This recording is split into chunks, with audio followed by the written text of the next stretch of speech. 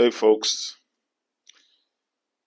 the US Supreme Court is currently considering a case that involves the Voting Rights Act of 1965. It's in relation to Louisiana, and a creation of a second minority congressional district. This is the background of the case. It's basically saying that this is a majority black congressional district, which was created by the Louisiana legislature in 2022. This is the background of the case. In 2022, following the 2020 census, Louisiana drew a congressional map with only one majority black district out of 6. Despite the black residents making up nearly 1/3 of the state's population. Okay, so in 2022, Louisiana was drawing its congressional maps. There were 6 maps that were drawn. 5 of them were majority white. 1 of them was majority black. Despite the fact that 1/3 of the population of the great state of Louisiana is black. That is what happened. And then a group of black voters sued the state, arguing that the map violated the Section 2 of the Voting Rights Act by diluting the black voting power. And bear in mind, as a South African myself, I've never heard of such a thing in my life. Of dilution of a certain racial group's voting power. I've never heard of such a thing. I've been around the world. I've seen different democracies. I've never heard of such a concept of dilution of voting power of a particular racial group. And this is not an issue about whether it's black or white or Asian. I've never heard of such a thing. But apparently this thing exists in the United States. How this thing exists in the US for so long, I don't know. So this matter went to court, including the US Court of Appeals for the Fifth Circuit, which agreed that the map was likely illegal. So, to comply with this court order, the state of Louisiana, the legislature that is, created a new map in 2024, creating a second majority black district. This new six congressional district is represented by a black man called Cleo Fields. Okay, so Louisiana still had 6 congressional seats based on population size. So they created a second black majority district, which means that there will only be 4 white majority districts and 2 black. And it must be said that this second majority black district was created for no other reason and no other reason only other than to artificially give black people in Louisiana an opportunity to elect a second black representative to Congress. Number 2, no other racial group in the United States has this right, where they can claim that they have a right to have a certain number of representatives in Congress based on the percentage of their population in the states that they are in. No any other group anywhere in the US has ever claimed such a right. This is a right that exists solely for Black Americans, that they alone can claim based on the population size of that they have in a particular state, that they have a right to have certain number of representatives. So this meant I went to court again with a group of non-African American voters. So I'm assuming some were white, some were Asian, and maybe they sued to block this new map, arguing that it was unconstitutional racial gerrymandering driven predominantly by race in violation of the Equals Protection Clause of the 14th Amendment.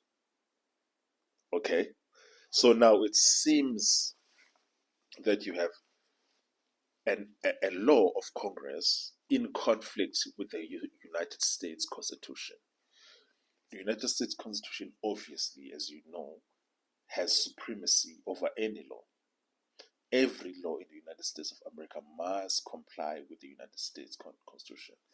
And in this particular case, it seems that the Voting Act of 1965, especially Section 2, is in violation of the Constitution, Equal Protection Clause of the 14th Amendment.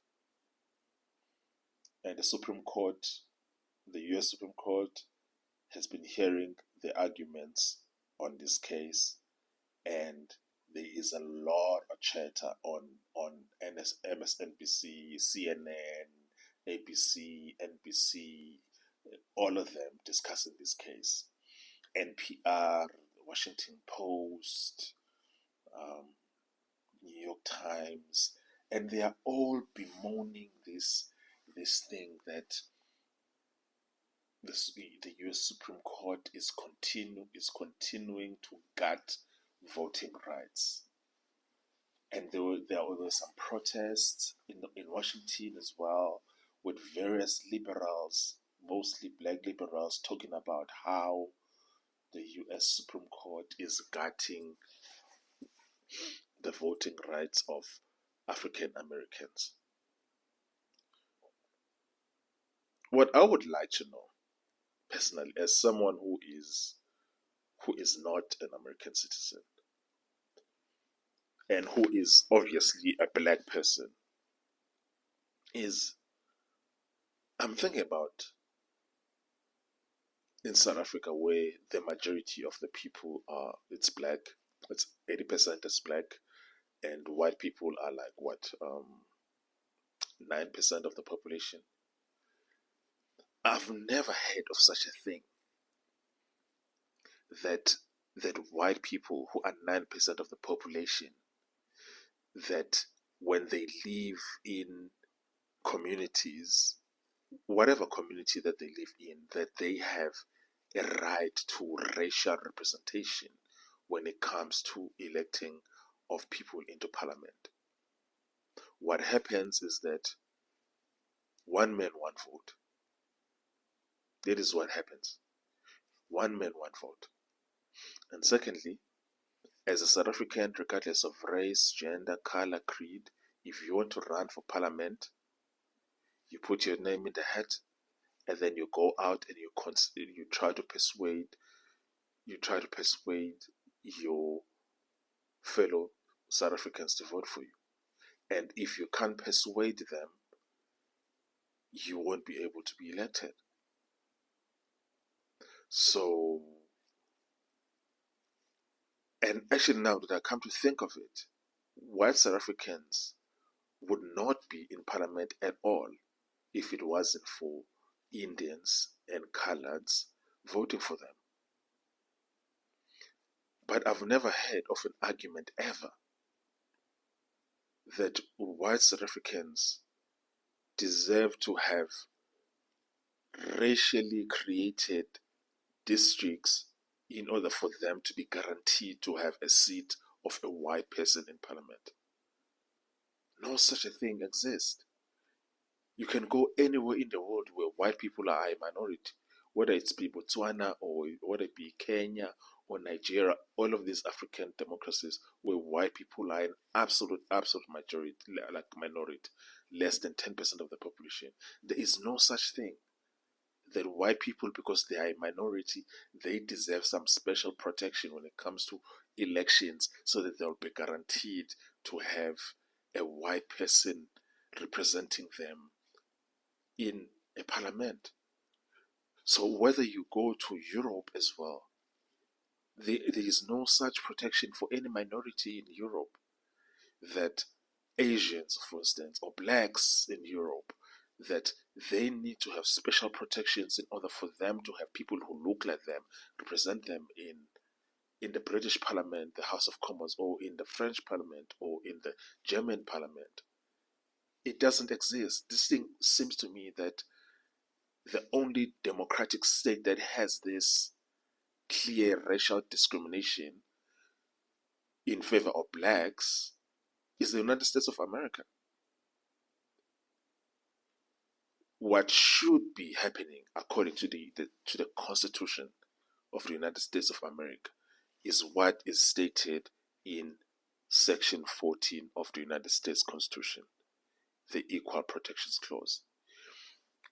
If other racial groups don't have these kind of protections, then neither do blacks.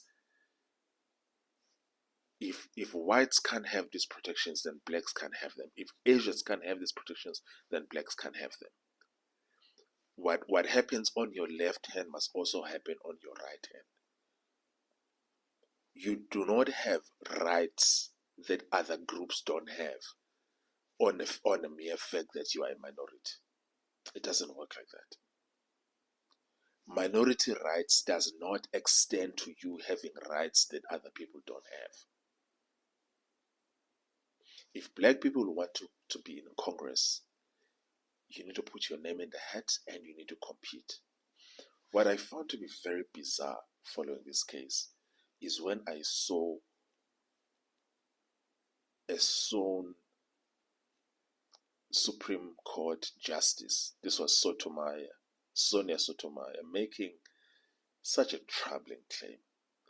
She said that white Republicans and white Democrats would not vote for black candidates if these racially created districts did not exist.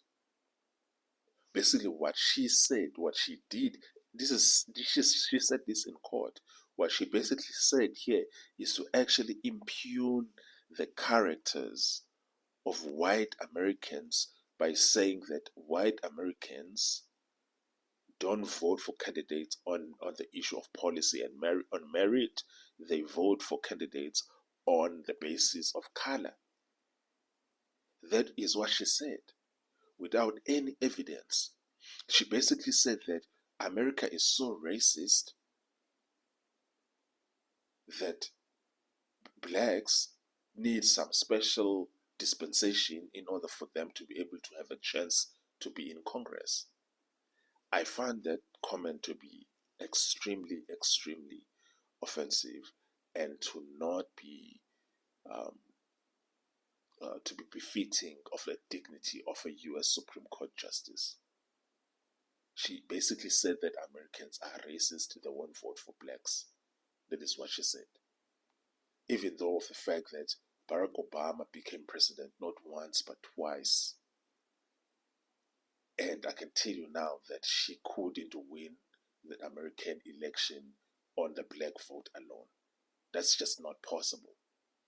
No one wins the election to be president in the United States of America without the white vote, if you want to call it that.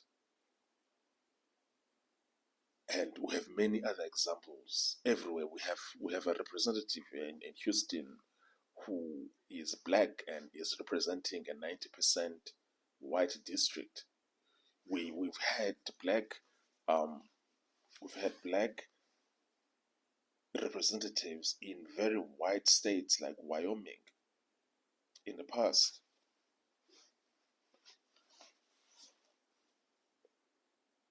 So my view on this is that